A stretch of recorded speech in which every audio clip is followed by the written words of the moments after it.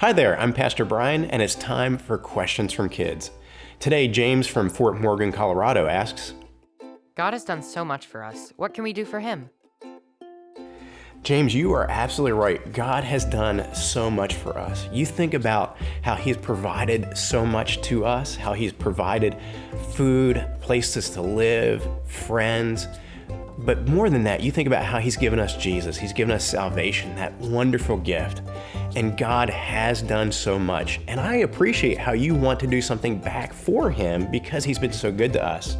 It kind of reminds me of the Bible story this week that we see David recognize that God had given him so much, He'd taken care of him so well, and he desired to build a tabernacle for God.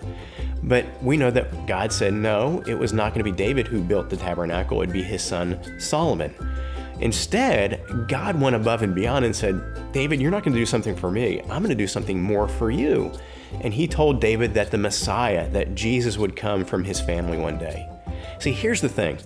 It is right and good for us to recognize all the good things that God has done.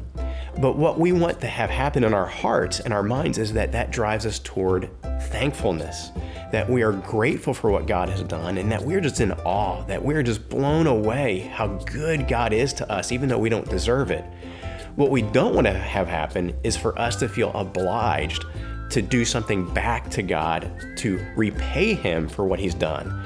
That is really misunderstanding God's heart, and it's misunderstanding God's grace. God gives us all these things because He's good. There's nothing we can do to repay Him. And if we try to repay Him, what we're doing is we're saying, God, I don't want to accept your grace. I want to make a deal with you. I want to make an arrangement with you, and you pay me something and I'll pay you back. And that puts us as equals to God, and we are not equals. So here's what I want you to do this week. When you think about how good God has been to you, think about how much He's given you, how much He's provided for you.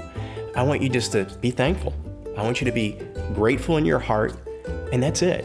Just sit in that for a few minutes. Just think about how God is so amazing. Think about how much He loves you, and let that develop love in your heart back for Him. And let that love and gratitude motivate you to live for Him this week. Not because you want to earn what He's given you, but out of gratitude for what He has given you. That's a key difference. So how can you show thankfulness to God for His good gifts this week?